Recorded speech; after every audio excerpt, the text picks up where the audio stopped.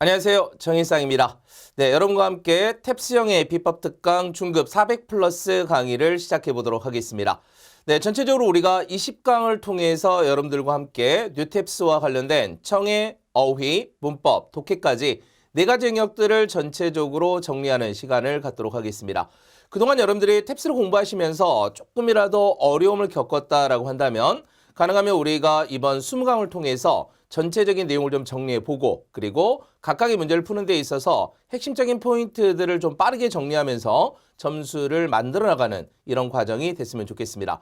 네, 오늘 우리가 해야 될 거는 뭐냐면 첫 번째 1강부터 좀 바로 시작을 할 텐데요. 기본적으로 우리가 탭스가 어떤 걸 요구하는지 그리고 뉴탭스 유형에서 필요로 하는 작업들이 무엇인지를 먼저 설명드리고 강의를 시작하도록 하겠습니다. 그동안 여러분들 공부하셨던 조금이라도 어려웠던 부분들이 있다라고 한다면 이번 시간에 최대한 좀 정리하면서 공부의 방향성을 잡아가는 게 제일 중요한 부분이 될 것 같습니다. 그러면요, 우선은 여러분들과 지금 봐야 될 거는 첫 번째 바로 전체적인 영역들이 되겠습니다. 그러니까 여러분들 이미 잘 알고는 계세요. 근데 우리가 좀 더 정리를 좀 다시 한번 하면서 문제풀이 접근하기 전에 각각의 문제 포인트들이 뭐가 있는지 확인하는 게 제일 중요한 부분이 되겠습니다. 그러면 이제 청해는 전체적으로 보게 되면 이제 우리가 전체적으로 40개 문항이 출제가 되는데요. 기본적으로 이 40개 문항이 어떤 순서대로 나오는지만 잘 봐주시면 좋을 것 같습니다. 특히 우리가 봐야 될 거는 뭐냐면 파트 3번째나 아니면 파트 4번째, 파트 5번째에서는 문제 유형들이 조금 더 세분화되죠. 그래서 파트 1, 2는 세분화되는 건 조금 없어요, 사실은. 근데 파트 3번째부터 파트 5번째까지는 문제가 세분화되니까 이 세분화되어 있는 이 번호대까지도 정확하게 인지하는 게 제일 중요한 부분이 되겠습니다. 그러니까 전체적으로 보게 되면 우리가 한 문항당 각각 6점을 가지고 있기 때문에 사실 우리가 좀 접근해야 될 문제 유형들이 있고 다음에 버려야 될 문제들이 있다라고 생각하시면 되겠습니다. 특히 우리 중급 과정에서는 어디까지 갈 거냐면 바로 이제 파트 1과 파트 2번째 다음에 파트 3번째까지의 형태를 통해서 우리가 점수를 만들어 나간다라고 생각하시면 되겠습니다. 계산을 한번 잘 해보시면 돼요, 여러분들. 그러니까 전체적으로 우리가 한 문항당 6점이기 때문에 전체 180점을 기반으로 해서 접근한다라고 생각하시면 되겠습니다. 다음 두 번째 이제 어휘하고 문법이 있는데요. 역시 마찬가지 이제 어휘는 전체적으로 풀 수밖에 없어요, 여러분들. 그러니까 시간대가 주어져 있기 때문에 이 시간대에서 풀 수 있는 문제들에 최대한 집중하면서 문제를 접근한다라고 생각하시면 되겠습니다. 다음에 문법은요. 기본적으로 우리가 파트 3개로 이루어져 있긴 한데 역시 마찬가지 파트 1, 2에 집중하면서 점수를 만들어 나간다라고 생각하시면 되겠습니다. 각각에요. 2점 정도씩의 배점을 가지고 있기 때문에 우리의 목표 점수만 딱 설정해 놓으면 될 것 같습니다. 그러니까 많은 분들이 이제 오류를 일으키는 게 뭐냐면 모든 걸 다 맞아야 된다. 아니면 모든 문제를 다 풀어야 된다? 이런 부담감이 있다 보니까 아무래도 실제 우리가 원하는 점수대에 접근하는 데 있어서 오히려 방해가 됩니다. 그래서 가능하면 우리가 반드시 풀어야 될 문제들과 접근해야 될 문제들을 좀 구분하면서 문제를 풀어나가는 게 가장 효과적인 부분이라고 볼 수 있겠습니다. 다음에 이제 독해도 마찬가지인데요. 독해도 사실은 굉장히 세분화되어 있어요. 문제 유형들이. 그래서 각각의 문항들을 몇 번부터 몇 번까지가 뭘 물어보는가 이걸 찾아갈 필요가 있겠습니다. 역시 마찬가지죠. 우리가 한 문항당 한 7점 정도의 배점을 가지고 있어요. 전체 240점 가운데. 그래서 우리가 이제 필요한 건 뭐냐면 이 번호대에 맞춰서 점수를 어떻게 만들어 갈 건가가 가장 큰 관건이라고 보시면 될 것 같습니다. 그러면 제가 여러분들에게 좀 권장드리는 방향들이에요. 보세요, 여러분들. 그러니까 청해가 전체 40문항이긴 하지만 우리한테 필요한 형태를 보게 되면 한 30문항을 가지고 점수를 만들어 나간다. 다음 두 번째, 어휘와 문법도 역시 마찬가지 각각 20문항을 통해서 우리 점수를 만드는 거예요. 그러니까 여러분들이 몇 문제를 푼다라는 건 사실은 개인적 차이가 있기 때문에 다 똑같지는 않습니다. 근데 그중에 우리가 반드시 이 문항들만큼은 우리 걸로 만들어야 된다. 그리고 마찬가지 독해도 마찬가지예요, 여러분들. 독해도 역시 총 26개 문항 정도를 가지고서 문제를 풀어간다라고 생각하시면 되겠습니다. 다시 한번 확인하셔야 될 게 뭐냐면 여러분들 그러니까 이렇게 청해가 40문항 다음에 문법과 어휘가 각각 문제 유형에서 30개씩 출제가 되고 있잖아요. 다음에 독해도 마찬가지 35개 문항이 출제가 되고 있는데 그중에서 우리가 반드시 접근해야 될 문제 유형들이라고 보시면 되겠습니다. 그러니까 이 문항들만 잘 봐도 우리의 점수를 만들어 나갈 수 있다라고 보시면 되겠습니다. 지금 우리가 중급 과정에서 400 플러스이기 때문에요. 사실은 전체적으로 봤을 때 400 플러스보다 조금 더 높게 점수를 만들어 놨어요. 그래서 이 부분에 초점을 맞추면 문제를 푸는 데 있어서 좀 더 효과적으로 들어갈 수가 있을 것 같습니다. 그러면 기본적으로 우리가 이 방향을 잡았으니까 지금부터 이제 20개의 강의를 통해서 우리가 청해, 어휘, 문법, 독해까지 문제풀이 방법을 좀 더 구체화시켜서 문제를 들어가 보도록 하겠습니다. 그러면 본격적으로 우리 1강 시작해 보도록 하겠습니다. 네, 오늘 보셔야 될 거는 여러분 청해와 관련된 파트 1과 관련된 문제들을 쭉 풀어갈 거예요. 그러면 포인트가 있어야죠. 문제를 어떻게 접근할 거냐라는 부분이 되겠습니다. 그럼 첫 번째 문제 형태는 뭐냐면 모든 A라는 사람이 던지는 질문은 앞으로 어떻게 다 바꿔야 되냐면 다 의문문으로 바꾸셔야 돼요. 물론 여러분들 문제 풀다 보니까 의문문인데요. 근데 그것만 있는 게 아니죠. 우리가 평서문이라는 게 존재하는 거고요. 이 평서문 속에는 제안이 있을 수도 있고 다음에 의향을 물어보는 것일 수도 있습니다. 아니면 때때로 조언을 구하는 것일 수도 있거든요. 그래서 이 모든 문항들을 의문문으로 바꾸어서 문제를 이해할 수 있느냐, 이게 관건이 되겠습니다. 그래서 앞으로 우리가 문제를 푸는 데 있어서 제가 패턴을 보여드릴 테니까 이 패턴에 맞춰서 여러분들도 모든 문제를 들으실 때 가능하면 의문문으로 전환시키는 연습을 하면 조금 더 정답을 쉽게 뽑아낼 수 있을 것 같습니다. 그러면 기본적으로 우리가 파트 1에 해당되는 거예요. 전체적으로 봤을 때 의문문도 존재하고 평서문도 존재하는 겁니다. 단 우리 머릿속에 뭐가 있어야 된다? 모든 질문은 의문문으로 바꿀 수 있다라는 걸 생각하시면 좋겠습니다. 그래서 일반적으로 전체적으로 봤을 때 우리가 4분에서 5분 정도의 굉장히 짧은 시간 내에 진행이 돼요. 그렇기 때문에 굉장히 집중력을 요구하는 시험 중에 하나입니다. 그래서 1번부터 10번까지의 문제를 풀 때 있어서 반드시 집중해서 문제를 풀어주는 게 제일 중요한 부분이 되겠습니다. 특히 그래서 여러분들 앞으로 보셔야 될 게 뭐냐면 질문의 주어와 동사 이 두 가지가 가장 큰 관건이니까 이 부분을 잘 들으시는 연습을 했으면 좋겠습니다. 그러니까 전체적으로 듣는 게 가장 좋지만 모든 문제를 다 듣지는 못하더라도 기본적으로 우리가 주어와 동사에서 문제를 풀어나간다라고 생각하시면 되겠습니다. 그래서 이제 전체적으로 봤을 때는 우리가 오답들을 좀 잘 보시면 좋겠는데요. 바로 뭐냐면 질문과 관계없는 것들. 다음에 두 번째는 시제상의 오류가 있을 수 있다. 다음 세 번째는 대명사의 오류도 있어요. 그러니까 이 패턴들을 계속 적용하셔야 됩니다. 그러니까 우리가 100% 모든 문항을 들을 수는 없기 때문에 이 문항들 속에서 요구되는 게 뭔가를 찾아가는 게 제일 중요한 부분이 되겠습니다. 다음에 세 번째로 보시게 되면 동호 반복이라든지 유사 발음들이 나왔을 때도 오답 처리가 되는 이런 유형도 생각하시면 되겠습니다. 마지막이 뭐냐면 결국에 이제 순서상의 오류라고 보시면 되겠습니다. 그래서 이런 내용들을 가지고서 문제를 푸시면 될 것 같습니다. 그럼 우리 본격적으로요. 실제 1번 문제부터 한번 문제를 풀면서 내용을 정리해 보도록 하겠습니다. 그러면 우리 1번 문제 한번 같이 들어보도록 하겠습니다. 시작할게요. Number 1. What was your favorite movie you've seen this year? A. I think I've seen too many movies. B. There wasn't anything particularly good. C. That's right, it was a great bargain. D. The movie was very interesting. 네, 이렇게 되어 있습니다. 근데 질문 자체는 어때요, 여러분들? 그쵸? 의문사가 딱 껴있기 때문에 좀 더 쉽게 접근할 수 있는 문제였어요. 그러면 다시 질문 바로 들으면서 연결해 보겠습니다. What was your favorite movie you've seen this year? 네, 이렇게 되어 있습니다. 그러면 보세요, 여러분들. What was your favorite movie? 이렇게 됐기 때문에 what이 무엇이었습니까? 라는 표현이 되겠고요. 다음에 your favorite movie 이렇게 되겠네요. 그러니까 가장 좋아했던 영화는 뭐였습니까? 이렇게 되겠네요. 당신이 올해 봤던 영화들이 되겠습니다.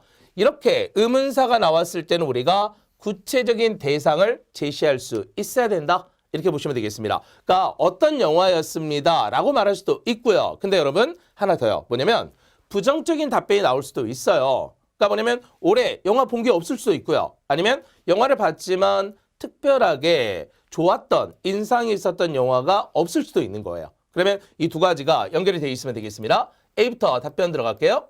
A. I think I've seen too many movies. 여러분 봐보세요. 그러니까 영화를 많이 봤다라는 게 중요한 건 아니거든요. Too many movies라는 표현이 나오긴 했지만 우리가 특정한 대상을 언급해야 되는 정답이 필요했던 겁니다. 따라서 답이 될 수는 없겠습니다. 다음 두 번째 거 들어요. B. There wasn't anything particularly good. 네, 이건 어때요, 여러분들? 그쵸? 그러니까 뭐냐면 anything, 그러니까 there wasn't anything, 아무것도 없었는데요. 다음에 particularly good 이렇게 되어 있습니다. 그러니까 특히 좋았던 건 별로 없었던 것 같아요. 이렇게 된다면 어때요? 구체적인 대상에 대한 답변이 가능할 수 있겠습니다. 그래서 정답은 두 번째 보이가 될 수 있겠습니다. 다음에 이제 세 번째 거 한번 들어볼까요? C. That's right. It was a great bargain. 네, 이거 한번 봐보세요, 여러분들. 그러면 that's right. 맞습니다. 근데 이렇게 들어갈 이유는 없어요, 여러분. 왜냐하면 우리가 구체적인 대상을 질문했기 때문에. 근데 하나 더요. 이런 것들은 우리가 따로 표현법으로서 같이 정리하면 좋을 것 같습니다. 바로 뭐예요? It was a great bargain. 여기는 뭐예요? 싸게 잘 샀습니다. 이런 의미로 볼 수 있어요. 그래서 이때 보시면 It was a great bargain 이런 표현도 있고요. 다음에 what a steal 이런 표현이나 It was a steal 이런 표현 가능해요. It was a good deal 이런 표현도 역시 마찬가지. 제가 싸게 잘 샀습니다. 이렇게 말은 할 수 있습니다. 단 정답은 아니죠, 여러분들. 그러니까 구체적으로 질문했던 내용과는 달라고 있습니다. 다음요. D.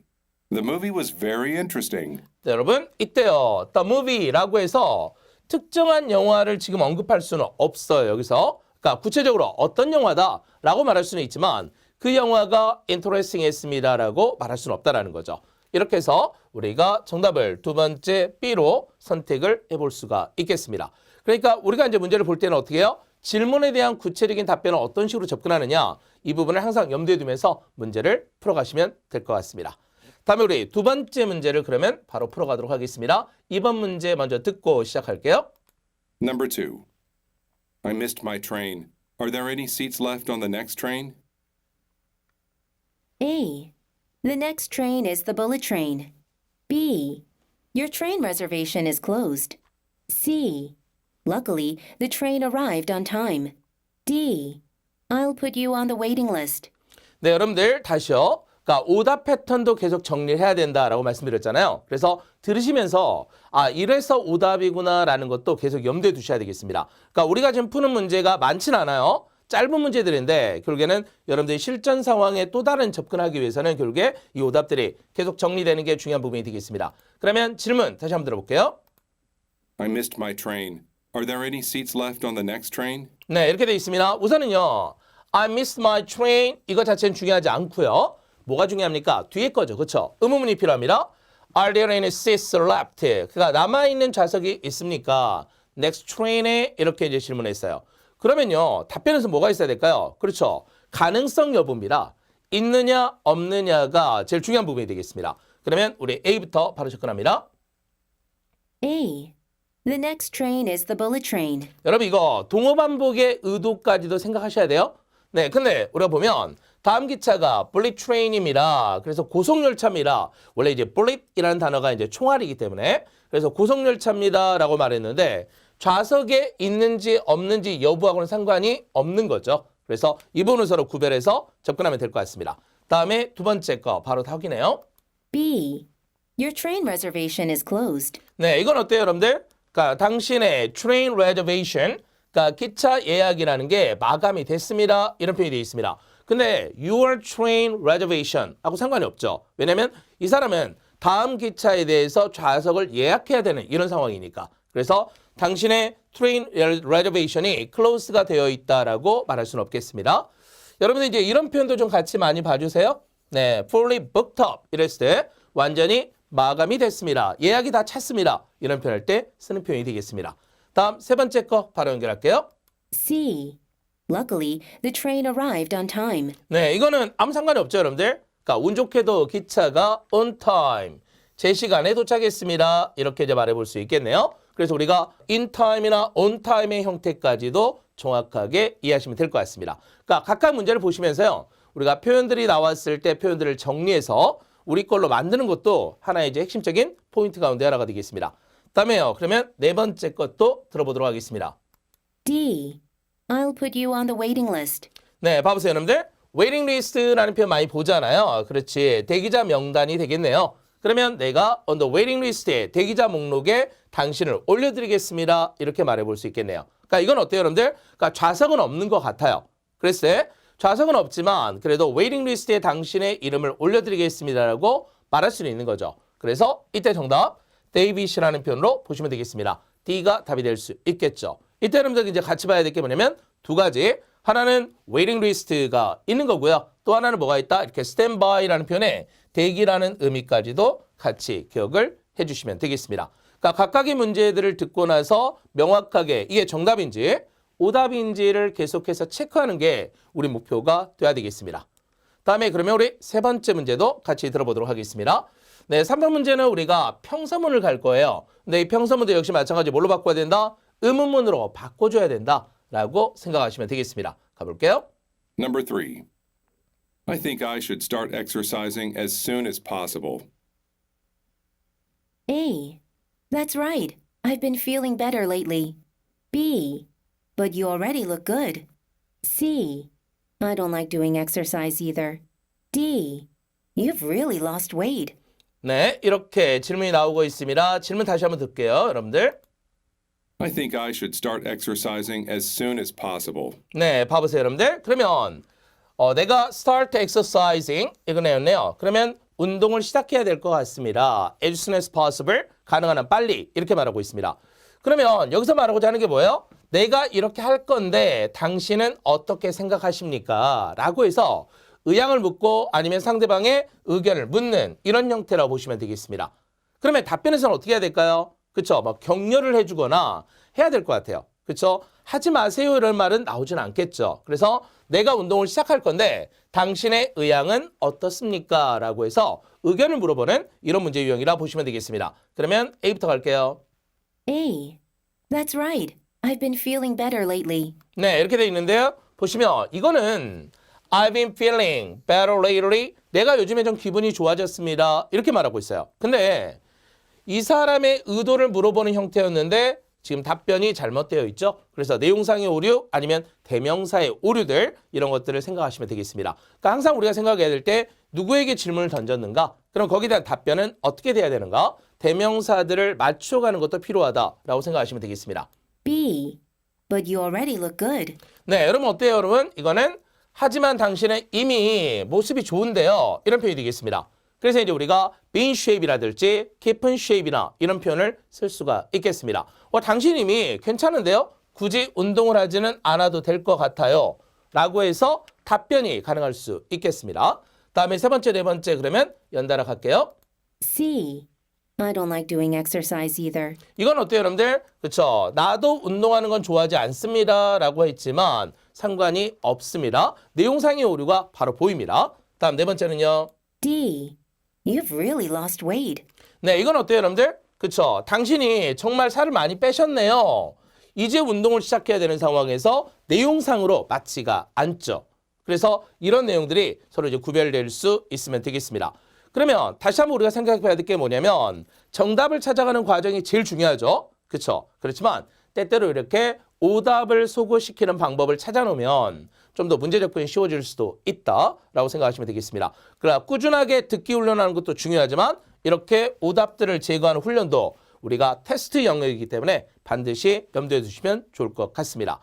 이렇게 해서 우리가 하루에 10분 동안에 걸쳐서 각각의 문제 포인트들을 계속 잡아드릴 거예요. 그래서 전체적으로 보게 된다면 우리가 총 20강을 통해서 각각의 10분짜리 강의지만 정확한 포인트들을 잡아낸다면 여러분들의 점수를 빨리 올릴 수 있을 것 같습니다. 네, 본격적으로 우리가 1강을 시작을 했고요. 다음 시간 2강을 통해서 우리가 좀 더 구체화된 문제풀이를 진행해 보도록 하겠습니다. 그럼 우리 다음 시간에 계속 이어서 가도록 하겠습니다.